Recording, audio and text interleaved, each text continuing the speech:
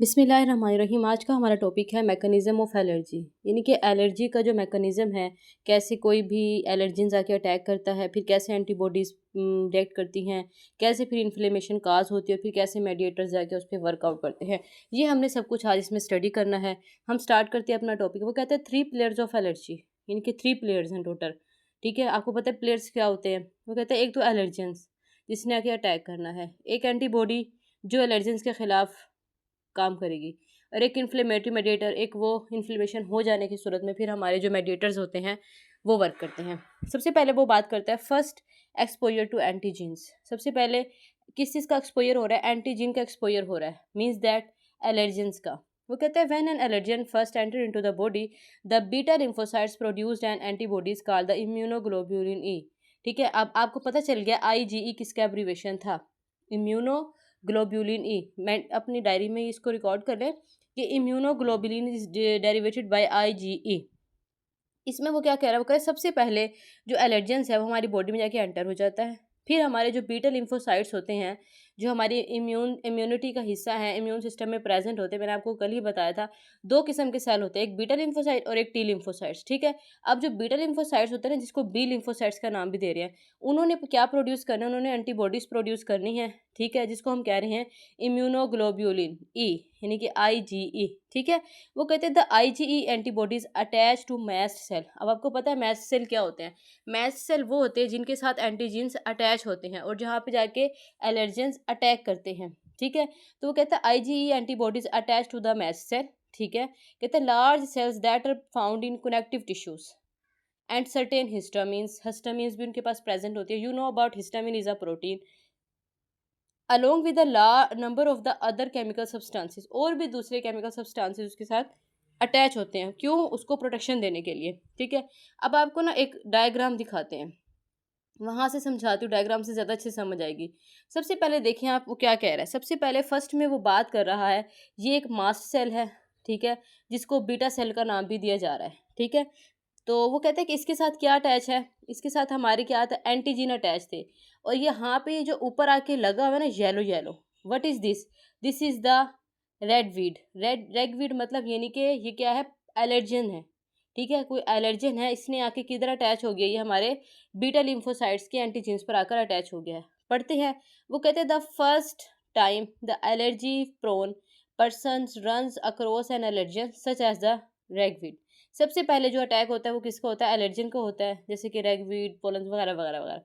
उसके बाद क्या होता है? ये जो हमारा plasma cell, you can see here, ये जो हमारा सेल था जिसको हम बीटा सेल कह रहे थे, अब इसको वो प्लाज्मा सेल का नाम भी दे रहा है। वो कह रहा है कि इसके साथ जो एंटीजीन्स प्रोड्यूस करता है, ये क्या प्रोड्यूस करे? You can see IgE antigens है ये। ठीक है, कहते ही और she makes large amount of the ragweed IG antibody, यानी कि जो पैथोजिन हमारे साथ एलर्जन आके अटैच हुआ है, उसके ऑपोजिट वे में वो काफ़ी सारी एंटीबॉडीज़ प्रोड्यूस करेगा।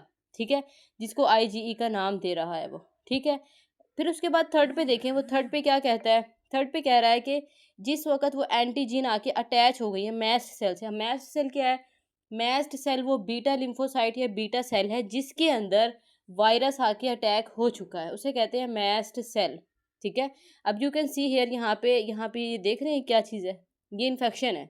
ठीक है, और यहाँ पे एंटीबॉडीज आके अटैच हो चुकी हैं, देख रहे हैं आप। वो कहते हैं these IgE molecules attach them to mast cell, यानी कि मास्ट सेल के साथ ये अटैच हो गई। फोर्थ पे क्या कहता है? फोर्थ पे वो कहता है कि जिस वक़्त एंटीजन आके अटैच हो गई हैं, तो और वो रैगवीड भी इसके साथ देख रहे हैं आप कैसे अटैच है। कहते हैं the second time that person has a brush with ragweed, यानी कि अब यहाँ पे इसके अंदर आप देख रहे हैं कितने ज़्यादा एंटीजीन्स प्रेजेंट हैं रैगवीड के। अगर दोबारा कभी हमें रैगवीड अटैक करेगा तो यू कैन सी हेयर कि क्या काम होगा? इन्फ्लेमेशन काज हो जाएगी। समझ आई? पहली बार बाइट करने पे हमें इन्फेक्शन नहीं होगा, सेकंड टाइम बाइट करने पे हमें फ़ौरन इन्फेक्शन हो जाएगा। वजह क्या है?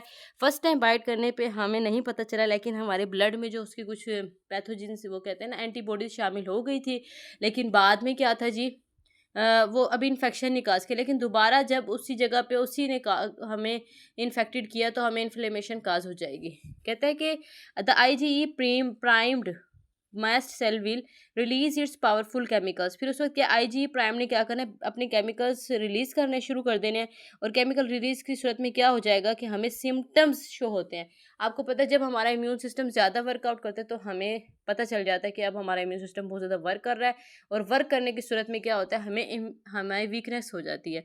अब आप देख रहे हो एंड में क्या हो गया, हमें सिम्टम्स नज़र आना शुरू हो गए। जब मैस्ट सेल जो है बर्स्ट हुआ और उसने अपने कुछ पार्टिकल्स, कुछ पोलन्स, जो भी कहना कह लो, केमिकल्स रिलीज किए ना, तो फिर क्या हुआ, हमें सिम्टम्स हो गए। फिर क्या कहता है कि and the person will suffering the wheezing, sneezing, runny nose, watery eyes and itching of the allergy वगैरह वगैरह। जो ये सारा थोड़ा सा प्रोसेस था कि कैसे हमें एलर्जी होती है।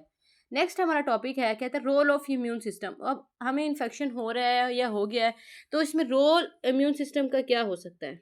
वो कहता है कि एक्सपोजर टू एंटीजेंस। कहते हैं कि the second time any given allergens enter the body.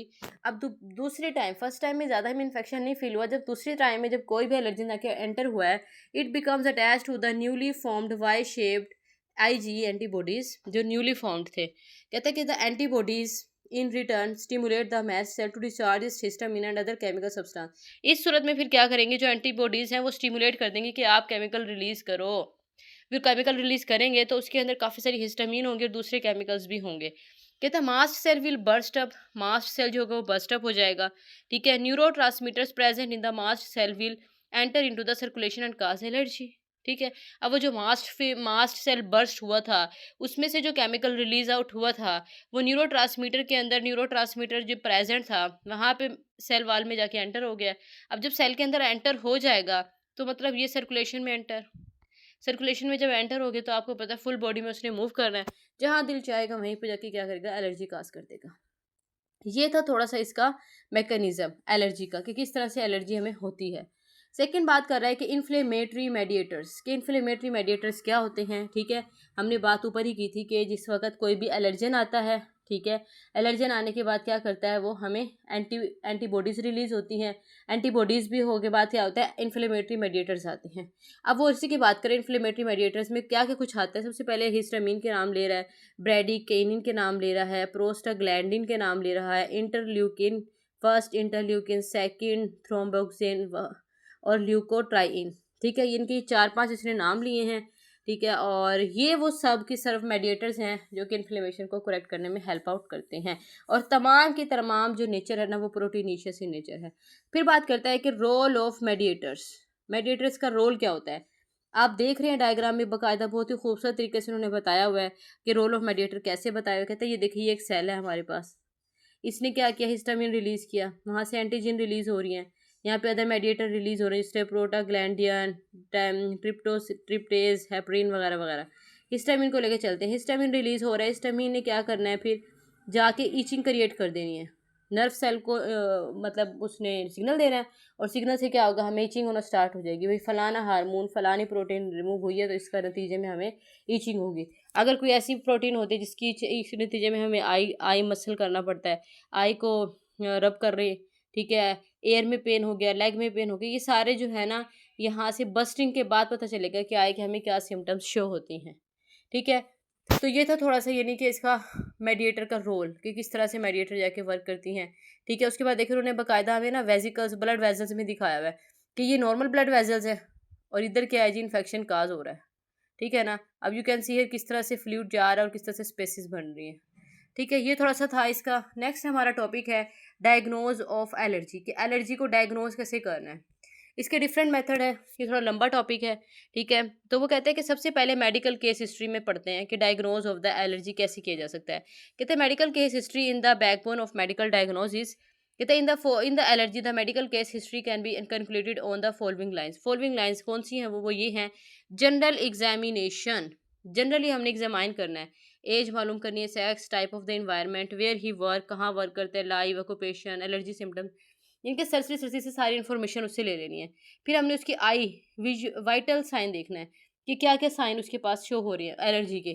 Blood pressure हो रहा है, टेम्परेचर हो रहा है, क्या हो रहा है, ब्रीथिंग रेट हो रहा है, पल्स रेट हो रहा है, कार्डिक आउटपुट, हार्ट रेट, ये सारी की सारी जो हमने इनकी वैल्यूज़ ले लेनी है। फिर उसको देख लेना है कि वो किन एरियाज़ में रहता है, उसका लिविंग स्टाइल कैसा है, ठीक है, इन्वायरमेंट क्या है, उसका सेक्स क्या है और उसकी एज क्या है, ये सब हमने जान लेना है। फिर हमने जब हम सब जान लेंगे फिर हम उसकी एलर्जी टेस्ट करना स्टार्ट करेंगे कि इसको कौन सी एलर्जी है, एलर्जी की टाइप कौन सी है।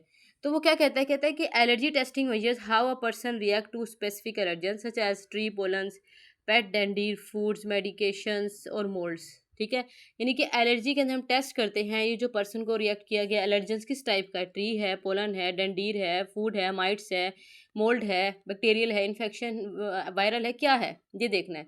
कहता a positive allergy test means that a person has a specific allergic antibody to the substance tested. अब हमें कैसा पता चलेगा कि पॉजिटिव टेस्ट आया है, उसमें ये होगा कि स्पेसिफिक टाइप के जो एंटीजीन्स हमारी बॉडी में प्रोड्यूस हो चुकी होगी, जो एंटीजन हमारी बॉडी में गई होंगी उसके ऑपोजिट की एंटीबॉडी हमारी बॉडी में प्रोड्यूस हो चुकी होगी। ठीक है, और फिर वो क्या कर रही होगी, हमारी जो सब्सटेंस है उसके जरिए हम उसको टेस्टेड कर सकते हैं। This often means that the person is allergens to be substance. फिर पता चल जाता है कि किस सब्सटेंस से उसको एलर्जी हुई है। जब टाइप ऑफ द एलर्जेंस हम जान लेंगे फिर हम बता सकेंगे इसको ये टाइप की एलर्जी हो गई है। फॉर एग्जाम्पल हम स्किन टेस्ट करते हैं, ब्लड टेस्ट करते हैं, ठीक है, डिफरेंट टेस्ट करते हैं। सबसे पहले हम स्किन टेस्ट करते हैं। स्किन टेस्ट में क्या होता है, एक तो स्क्रैच टेस्ट होता है, एक पैच टेस्ट होता है, एक इंट्राडर्मल टेस्ट होता है। 3 टेस्ट होते हैं जो कि जिसमें हम स्किन टेस्ट के नाम से जाने जाते हैं। सबसे पहले हम स्क्रैच टेस्टिंग की बात करते हैं। स्क्रैच टेस्ट में क्या होता है कि हमने ना सच सा बताती हूँ कि हमने ना एक अपनी बॉडी से थोड़ा सा स्क्रैच ले लेना है, थोड़ा सा स्क्रैच करके ना उसके बाद हमने क्या करना है, उस स्क्रैच को उठा के पेस्ट्री जो वो होती है, ठीक है, और जो हमारी डिश होती है ना, पेस्ट्री डिश होती है, उसके ऊपर जाके हमने छोड़ देना ड्रॉप की फॉर्म में ना, निडल के ज़रिए। फिर उसके बाद हमने क्या करना है कि जो टेस्टिंग होती है ना, कहते हैं be test begin with the prick puncture और scratch method which involve the placing a drop of the allergens on the skin. ठीक है ना, यानी कि हमने एक ड्रॉप ले लेना एलर्जन का। वो एलर्जन कौन सा था, पोलन था, वायरल था, बैक्टीरियल था, माइट्स था, फंजी था, कोई भी था, उसका हमने एक ड्रॉप लेना है और हमें अपनी स्किन पे जाके छोड़ देना है पता लगाने के लिए कि ये कौन सा एलर्जी का है। ठीक है, स्किन एलर्जी है या ब्लड एलर्जी है। अगर वो स्किन एलर्जी जैसे ही हमने अपना पैथोजन या मटेरियल छोड़ा है अपनी बाजू पर, तो फिर क्या होगा, फॉरेन इन्फेक्शन क्रिएट हो जाएगा। ठीक है, कहते हैं usually commercially available extract of the pollen moulds foods and the dander and the skin is then gently scratched through the small drops with a special sterile needle. इनके हमारे पास जो needle होते हैं वो भी स्टीराइल होते हैं कि कहीं कोई और ही जम्स ना आ जाए, जो जम्स आ रहे हैं इसके अलावा कोई और ना आ जाए। वो कहते हैं after the skin is scratch the test take out 15 minute to develop. अब क्या करना है, हमने जब अपनी स्किन पे वो डाले फिर हमने इसको 15 मिनट तक स्क्रैच करना है, खारिश करते रहना है।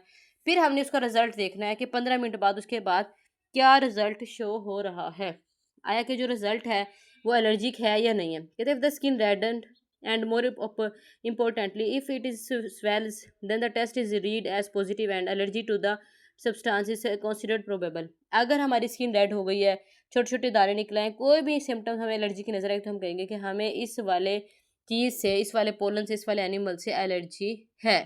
तो ये टेस्ट क्या आएगा, ये टेस्ट पॉजिटिव आ जाएगा। कहते हैं the test is use to diagnose the hay fever allergy. Hay fever allergy को भी डायग्नोज करने के लिए यूज़ की जाती है, house dust, mites, grace, pollen वगैरह वगैरह।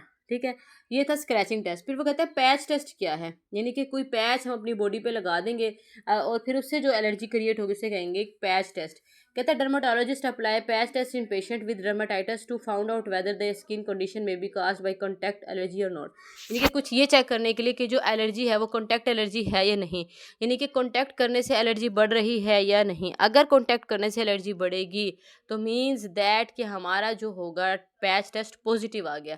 ठीक है, और अगर कॉन्टैक्ट करने से एलर्जी नहीं बढ़ेगी तो हम कहेंगे कि हमारा पैच टेस्ट नेगेटिव आया है। ठीक है, इसके बाद थर्ड था इंट्राडर्मल टेस्ट। इंट्राडर्मल टेस्ट में क्या होता है कि इसके अंदर जो हमें ना बॉडी के अंदर वाली जो लेयर होती है ना, वहाँ पे कोई एलर्जेंस छोड़ने होते हैं।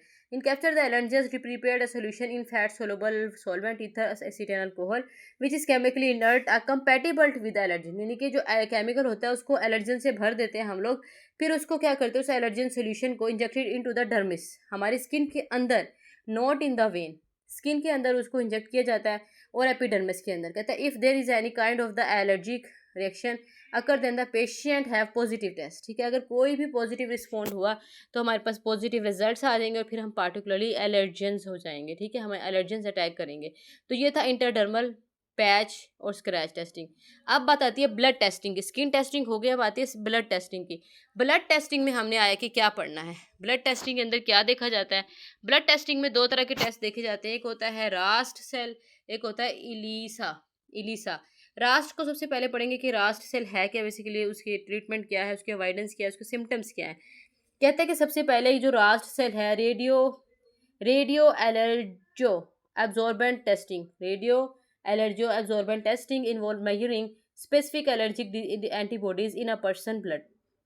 इंसान के ब्लड में एक स्पेसिफिक किस्म की एंटीबॉडीज देखी जाती हैं, ठीक है। वो कहते हैं कि ब्लड के अंदर Rust has recently become more useful in the diagnose and management of food allergy, यानी कि जो फूड एलर्जी जिन बच्चों को हो जाती है, जिसे फूड पॉइजनिंग भी कहा जाता है, तो उनके लिए जो है ना ये बहुत ही ज़्यादा इंपॉर्टेंट है। कहते हैं whenever a person is truly allergic to the food, यानी कि कोई ऐसा पर्सन जो बिल्कुल ही फूड के साथ एलर्जिक हो गया है, RAST actually measure the amount of the allergic antibody to the food. तो फिर क्या करना है उसने, रास्ट ने ना जो एक्चुअल में उसके अगेंस्ट एंटीबॉडी प्रोड्यूस होनी है ना, वो प्रोवाइड करनी है, ठीक है।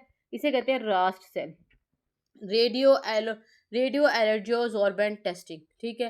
फिर आता है एलिसा। एलिसा क्या होता है, कहता है कि एंजाइम्स लिंक्ड इम्यूनो एब्जॉर्बेंट एसे, ठीक है, यानी कि इसमें एक एंजाइम अटैच होगा किसी इम्यून सिस्टम के किसी भी सेल के साथ। कहते हैं also known as the enzyme immunoassay, EIA भी कहते हैं, is a biological technique used mainly in immunology to detect the presence of an antibody और एन एंटीजीन्स। क्या करते हैं, ये डिटेक्ट करता है किस किस्म के एंटीजीन्स हैं और फिर किस किस्म के एंटीबॉडीज़ हैं, आया कि जिस किस्म के एंटीजीन्स हैं उस किस्म के एंटीबॉडीज़ बॉडी को मिल रही हैं या नहीं। इस टेस्ट को कहते हैं एलिसा टेस्ट।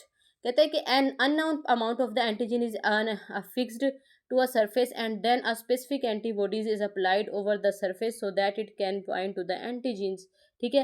ये कहते हैं कि एक सरफेस पे एंटीबॉडीज होती हैं ऑल ओवर द, फिर वो वहाँ जाके कहाँ अटैच हो जाती है, एंटीजन के साथ अटैच होती है। This antibodies is linked an enzyme, यानी कि एंटीजन और एंटीबॉडी जब आपस में कंबाइन हो रहे हैं तो एक एंजाइम के जरिए कंबाइन होती हैं। And in this final step substance is added that the enzyme can converted into the detectable signal, और इसी दौरान जो है ना एंजाइम से डिटेक्टेबल सिग्नल में कन्वर्ट हो जाता है। And commonly a colour change, और फिर इसकी सिचुएशन में क्या होता है, कलर चेंज हो जाता है, और कलर चेंज होने से ये शो हो जाता है कि आया कि इसके अंदर ये वाला कंपाउंड या केमिकल प्रेजेंट है या नहीं है, ठीक है। अब जब कलर चेंज हो जाएगा तो मतलब ये कि प्रेजेंट है, और अगर नहीं होगा चेंज तो मतलब कि नहीं है कोई भी। इसके बाद आता है कि ट्रीटमेंट कैसे करनी है हमने एलर्जी की। जब ट्रीटमेंट की बारी आती है ना, तो ट्रीटमेंट में हमें कुछ अवॉइडेंस करनी पड़ती है, ठीक है। फिर हमें फार्माकोथेरापी करनी पड़ती है, इम्यूनोथेरापी करनी पड़ती है।